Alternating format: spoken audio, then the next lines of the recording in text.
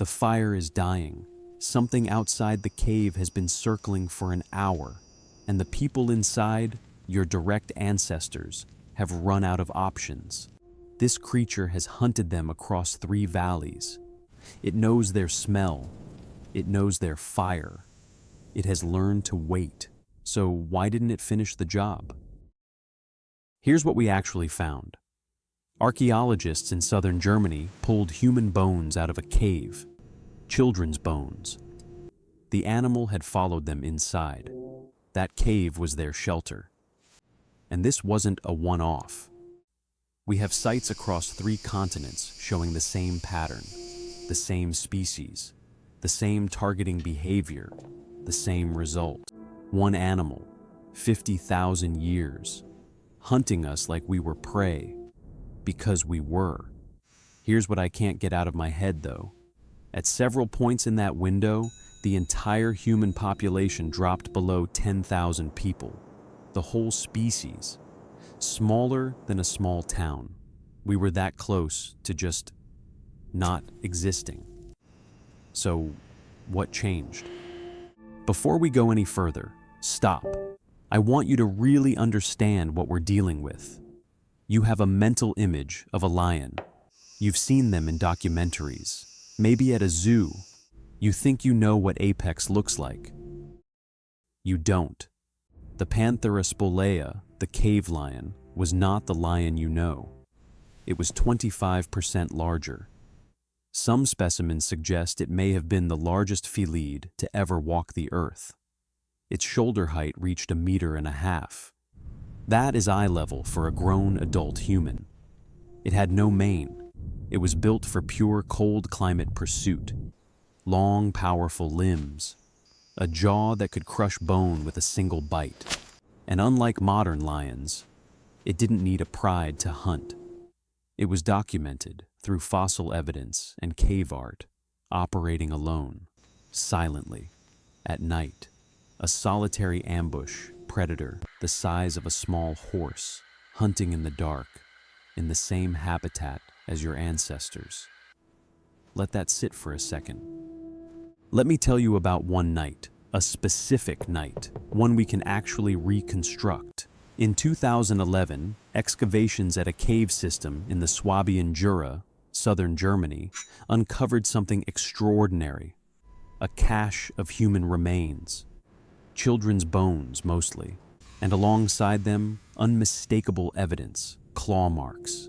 Deep, deliberate. These weren't scavenger marks left after death. The cut pattern, the angle, the depth. Forensic analysis confirmed these were predation wounds, an active attack. This family, this group of early modern humans, was killed inside what they thought was shelter. The cave lion had followed them in. Now, I want you to hold in your mind for the next few minutes. If cave lions were this dangerous, this bold, this adaptable, why did they go extinct? And why didn't we? The answer is more complicated than you think, and it says something profound about what made Homo sapiens different from every other hominin species that came before us. But first, we need to go back further, much further, because the cave lion wasn't the first creature to nearly erase us, and it won't be the last on this list. Around 70,000 years ago, something catastrophic happened to the human population. Geneticists call it the Toba catastrophe hypothesis. The Toba supervolcano in what is now Sumatra erupted, the largest volcanic event in the last 2 million years. It triggered a decade-long volcanic winter. Global temperatures dropped by up to 15 degrees Celsius. What happened to us? We nearly vanished. Genetic analysis of modern human populations suggests that our entire species bottlenecked, meaning the total breeding population of Homo sapiens may have fallen to between 1,000 and 10,000 individuals. Think about that number. Every human being alive today, 8 billion of us, is descended from a group that could have fit inside a large concert venue. We were, by any scientific definition, on the edge of extinction. And the predators waiting on the other side of that volcanic winter, they were still there, hungry, adapted, ready. This is where the story gets very dark and very personal. You're still here. Good. Because what I'm about to tell you, this next part, is the section that most history teachers, most textbooks, most documentaries completely skip, and it's arguably the most important part of your species' survival story. Somewhere between 50,000 and 70,000 years ago, while cave lions stalked our camps and volcanoes dimmed the sun, Homo sapiens developed something that no other species on Earth had ever produced in quite the same way. Not claws, not speed, not size. Language, not grunts and calls. We mean recursive, symbolic, abstract language. The ability to say, yesterday, on the ridge past the river bend, I watched a cave lion kill a juvenile mammoth from downwind, using the shadow of the tree line as cover. And then to pass that information to someone who wasn't there, and then to have that person pass it to their children. We were building a database of predator behavior, stored not in DNA, but in stories. This is why your grandparents' warnings feel meaningful even when they describe dangers you've never faced. You are still running that ancient software.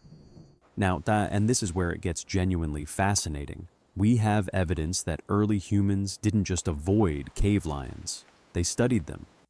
Cave art in France and Spain, dated to roughly 30,000 years ago, depicts cave lions in extraordinary, almost clinical detail. Muscle groups, hunting postures, the precise moment of the ambush. These weren't decorations, they were field notes. Homo sapiens was conducting wildlife research 30,000 years before the concept of science existed. And then, they used that knowledge to hunt the hunters. Wait, rewind. Did I just say early humans hunted cave lions? Yes, I did. And we have the evidence.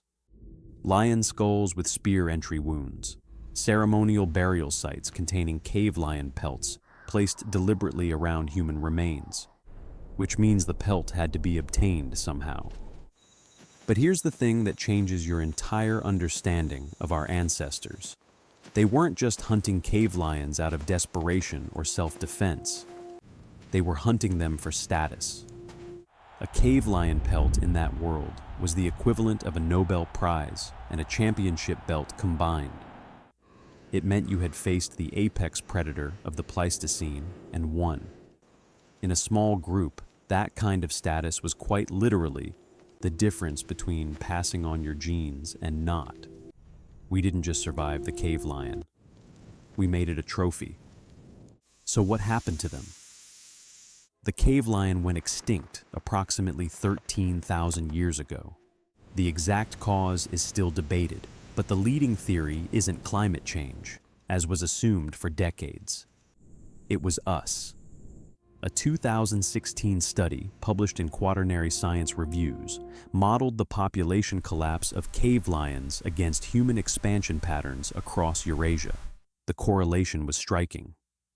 Everywhere human population density increased beyond a critical threshold, cave lion populations collapsed, not gradually, but suddenly.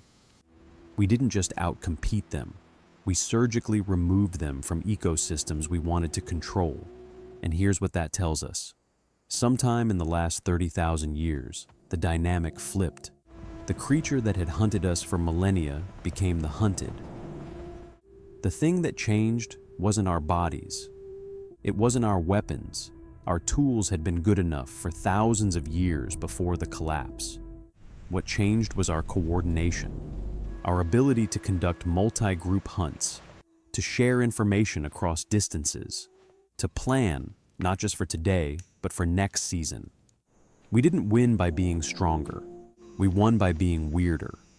Weirder than anything evolution had produced before. A primate that could hold a grudge across generations. Remember the fire I described at the very start of this video? Dying embers. Something circling outside. Here's what I didn't tell you then. They survived, and we know they survived because you exist. You are the proof. Here's the thing about studying human prehistory that most people miss. This isn't ancient history in the passive sense, something that happened to other people long ago in a world with no relation to yours. This is your biography. This is the autobiography of your bloodline. Every anxiety you feel in the dark, every hypervigilance in an unfamiliar place, every instinct to scan the tree line before stepping into open ground. That's 40,000 years of selection pressure written into your nervous system by the survivors. The cave lion made you who you are. Your alertness, your social intelligence, your need to tell stories and warn others. Every single one of those traits was pressure tested against an apex predator that had been killing hominins for over 500,000 years.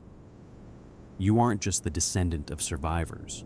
You are the product of a selection process so brutal, so prolonged, and so demanding that the creatures who couldn't think fast enough, cooperate well enough, or adapt quickly enough were removed from the gene pool entirely. You exist because your ancestors were the most dangerous thing in the room, even when they were the smallest thing in the room. If that hit the way I hope it did, I want you to do something, not subscribe, not like, nothing like that yet. I want you to go tell someone this story, your partner, a friend, whoever is nearby. Tell them what you just learned about the cave lion.